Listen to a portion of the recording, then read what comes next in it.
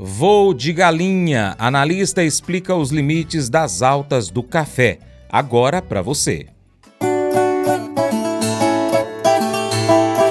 Análise de mercado do café, com Joãozinho Grafista.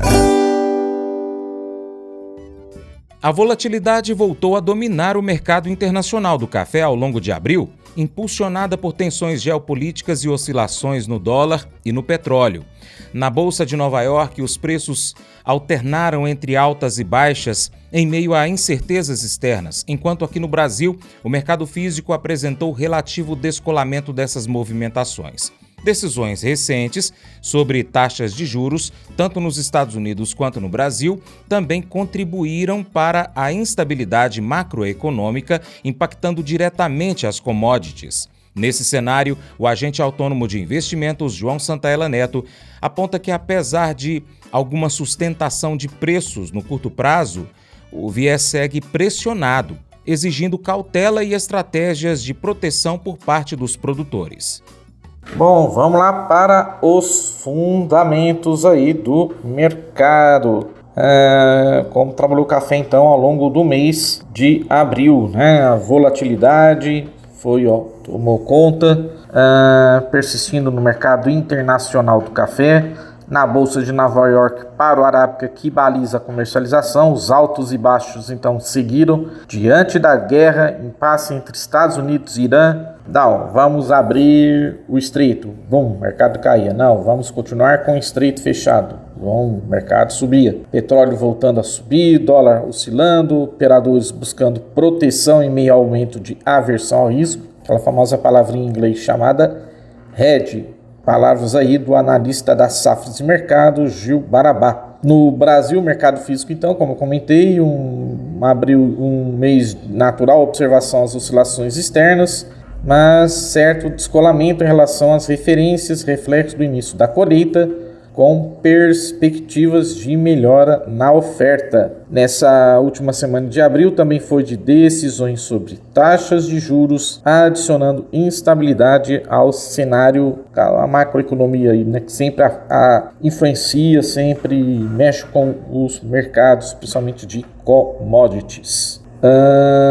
Houve manutenção nas taxas de juros nos Estados Unidos e aqui no Brasil tivemos corte na Selic. No café, o efeito tem sido de sustentação nos preços no curto prazo. Esses movimentos têm sido frequentes e vêm direcionando as oscilações recentes do mercado, comentou o analista das safras de mercado. E é o que ele falou. Então foi o que a gente viu ao longo praticamente ao longo do mês de abril. Então um suporte na casa de 270, uma resistência na casa dos 300, ou um range mais curto entre 284 e 294. Até chegamos nesta quinta-feira a testar esse range, o mercado físico aí, com o futuro lá na Bolsa de Nova York, testando a mínima exatamente no 284. Então, e conseguiu fechar um pouco acima no 28555, mas caindo 550 pontos aí na Bolsa na quinta-feira, dia 30 de abril. Também de acordo com a análise das safras de mercado, enquanto a tensão geopolítica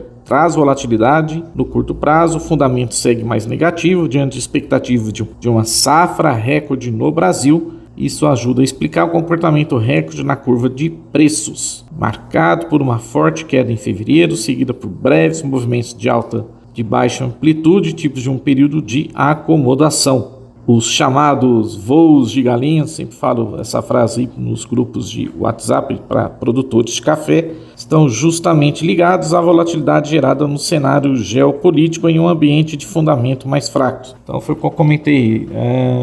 Nós vimos o mercado saindo de 300 para 320, aí depois voltou para 300. Depois o mercado não conseguiu ficar acima de 300, voltou para 280, depois tentou voltar de novo para 290 e ficou nessa novela aí, né? O analista também da safra de mercado diz que a chegada da safra brasileira, com a confirmação de uma produção recorde, pode contribuir para um ajuste dessa curva de preços, pressionando mais os contratos no curto prazo do que os mais longos. Quando fala de uma longa, a gente fala de, por exemplo, março, setembro do ano que vem. E aí ele complementou ainda um pouco sobre o mercado físico, que o mercado também vem encontrando um período típico entre o café remanescente, quer dizer, o café da safra anterior, e o café novo. Diante desse cenário, o produtor deve manter a atenção no curto prazo, especialmente a necessidade de caixa, para cobrir os custos de colheita e outros compromissos típicos de entrada de safra. Então, aquela história, estou colhendo,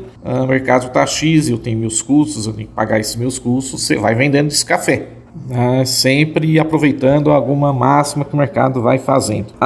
E aí, terminando, qualquer recomendação então é buscar equilibrar o fluxo de comercialização, adotando estratégias de proteção no curto prazo, no caso o hedge. Então eu quero me proteger, está entrando café no mercado, eu sei que esse preço pode derrubar, então eu lanço uma opção, uma call, uma put, compro uma opção de venda, ou se não vou lá na bolsa, vendo contrato na bolsa. Essa é uma forma do produtor estar fazendo um hedge e usando a bolsa. Eu represento uma corretora, Terra Investimentos, e sempre falo isso para produtores. Aproveita, a bolsa ela foi criada para isso, para o produtor se proteger, para ele fazer aquela palavrinha em inglês chamada hedge. Então é isso aí, esse é a dica aí para todos vocês, tá bom? Vai mês de maio, vai café, vai commodities. Você já está inscrito em nossos canais no YouTube? Pesquise aí no YouTube por Paracatu Rural Mercado Agro, Paracatu Rural Escola do Campo e Paracatu Rural Cortes. Inscreva-se, clique no sininho para receber notificações, os nossos vídeos. Deixe o seu comentário, salve o vídeo, compartilhe com os amigos e, é claro, dá aquele joinha também. Muito obrigado, Deus te abençoe. Você já se perguntou se realmente perdoou alguém ou se apenas esqueceu o que aconteceu? Muita gente trava esperando o esquecimento chegar, mas perdoar não é esquecer. Até Deus diz na Bíblia que não esquece as nossas ações, mas Ele escolhe não trazê-las mais à tona. Perdão é decisão, confiança é construção. O perdão liberta o seu coração hoje, mas a confiança precisa de tempo e paciência para ser restaurada. Não carregue o fardo da mágoa, esperando a memória apagar. Liberar o perdão é o que te faz livre. Ore e peça a Deus que te ajude a liberar perdão e escolher ser livre de todo sofrimento.